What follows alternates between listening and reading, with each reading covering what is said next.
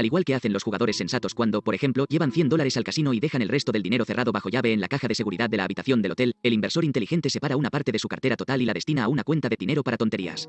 Para la mayoría de nosotros, el 10% de nuestro patrimonio general es la cantidad máxima que podemos permitirnos arriesgar en operaciones especulativas. No mezcle nunca el dinero de su cuenta especulativa con el dinero de sus cuentas de inversión. No permita nunca que su forma de pensar especulativa influya en sus actividades de inversión. Y no ponga nunca más del 10% de sus activos en su cuenta de dinero para tonterías, pase lo que pase. Para bien o para mal, el instinto jugador forma parte de la naturaleza humana. Por lo tanto, para la mayor parte de las personas es inútil incluso intentar suprimirlo. En cualquier caso, tiene que conseguir limitarlo y controlarlo. Esa es la mejor forma de asegurarse de que nunca se engañará ni confundirá especulación con inversión. Capítulo 2. El inversor y la inflación. La inflación y la lucha contra ella han centrado buena parte de la atención del público en los últimos años. La reducción del poder de compra del dinero en el pasado y en particular el temor o la esperanza para los especuladores de otro declive grande adicional en el futuro han influido en gran medida en la forma de pensar de los mercados financieros. Está claro que las personas que tienen unos ingresos fijos en términos monetarios sufrirán cuando el coste de la vida aumente y lo mismo cabe decir de los que tienen una cantidad de principal fija en términos monetarios. Los propietarios de acciones, por otra parte, disfrutan de la posibilidad de que una pérdida de la capacidad de compra de la unidad monetaria sea compensada por el crecimiento de sus dividendos y de las cotizaciones de sus acciones. A partir de esos hechos incontestables, muchas autoridades financieras han llegado a la conclusión de que 1. Las obligaciones son una forma de inversión inherentemente indeseable y 2. En consecuencia, las acciones ordinarias son por su propia naturaleza instrumentos de inversión más deseables que las obligaciones. Hemos oído hablar de instituciones benéficas a las que se aconsejaba que sus carteras deberían estar compuestas al 100% de acciones y de un 0% de obligaciones. 1. Esto es exactamente lo contrario de lo que se afirmaba antaño cuando las inversiones de instituciones benéficas y trusts estaban limitadas por ministerio de la ley a obligaciones de primera categoría y a unas contadísimas acciones preferentes selectas. Nuestros lectores tendrán la inteligencia suficiente para darse cuenta de que ni siquiera las acciones de mejor calidad pueden ser una compra mejor que las obligaciones en todas las circunstancias, es decir, con independencia de lo elevado que esté el mercado de valores y de lo reducida que sea la rentabilidad por dividendo en comparación con los tipos de interés ofrecidos por las obligaciones. Una afirmación de ese tipo sería tan absurda como la contraria, tan frecuentemente repetida años atrás, de que cualquier obligación es más segura que cualquier acción. En este capítulo trataremos de aplicar diferentes medidas al factor inflación para poder alcanzar algunas conclusiones sobre la medida en la cual el inversor puede verse inteligentemente influido por las expectativas relativas a futuras alzas en el nivel de precios. En este terreno, como en tantos otros del mundo financiero, tenemos que basar nuestra opinión sobre la política futura en el conocimiento de la experiencia del pasado. ¿Es la inflación un rasgo novedoso en Estados Unidos, por lo menos con la gravedad con la que se ha manifestado desde 1965? Si hemos sufrido circunstancias de inflación equiparables o peores a lo largo de nuestra experiencia vital, ¿qué lecciones se pueden extraer de esas situaciones a la hora de abordar la inflación en la actualidad? Comencemos con la tabla 2,1, una tabulación histórica condensada que contiene abundante información sobre las variaciones experimentadas por el nivel de precio general y los correspondientes cambios de los rendimientos y valores de mercado de las acciones ordinarias. Nuestras cifras correspondientes a Estados Unidos comienzan en el año 1915 y por lo tanto cubren 55 años y están presentadas en intervalos quinquenales. Utilizaremos los datos de 1946 en lugar de los de 1945 para evitar el efecto del último año de control de precios durante la guerra. Lo primero que se aprecia es que en el pasado ha existido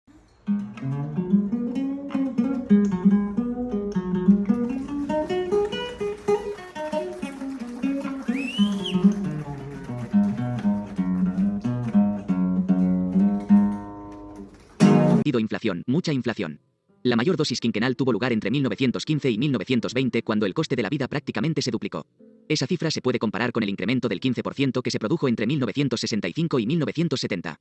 En el ínterin se han producido 3 periodos de descenso de los precios y 6 de incremento en proporción variable, algunos muy reducidos. A la vista de estos datos, el inversor debería considerar claramente que es probable que se produzca una inflación, ya sea continua o recurrente. Podemos determinar cuál es el tipo de inflación que probablemente vaya a producirse. Nuestra tabla no sugiere ninguna respuesta clara, muestra variaciones de todo tipo. No obstante, parecería sensato basar nuestra valoración en el historial relativamente congruente de los 20 últimos años. El incremento anual medio del nivel de precios al consumo de este periodo ha sido del 2,5%, el de 1965-1970 fue del 4,5%, el de 1970 en solitario fue del 5,4%. La política pública oficial ha adoptado una postura claramente contraria a la inflación a gran escala, y hay varios motivos para creer que las políticas federales serán más eficaces en el futuro que en los últimos años. 2. Creemos que sería razonable que el inversor, en este punto, basase su reflexión y sus decisiones en un tipo probable que dista mucho de ser seguro, de inflación de, por ejemplo, el 3% anual. Esa cifra debe compararse con un tipo anual de aproximadamente el 2,5% correspondiente a todo el periodo que va de 1915 a 1973. ¿Cuáles serían las consecuencias de ese incremento? Eliminaría, en forma de mayores costes de vida, aproximadamente la mitad de los ingresos que se pueden obtener en la actualidad con las obligaciones de buena calificación a medio plazo exentas de tributación o de nuestro hipotético equivalente después de impuestos obtenido con obligaciones empresariales de la mejor calificación.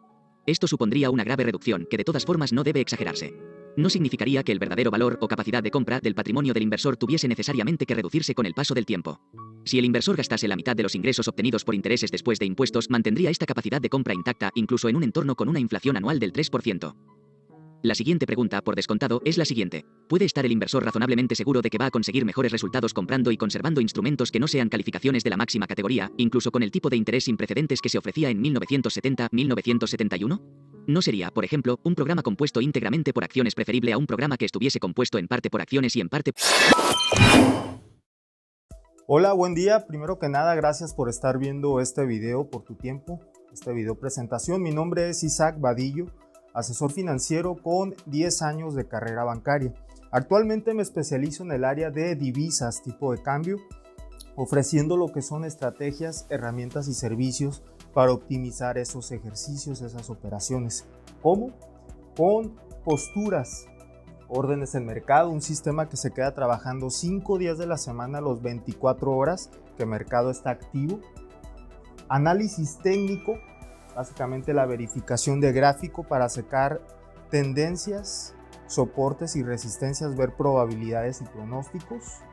Y administración de riesgos para administrar lo que es a un lapso de tiempo, proteger la tesorería de la empresa por la volatilidad de precios. Mi nombre es Isaac Vadillo, gracias por mirar este video. Saludos.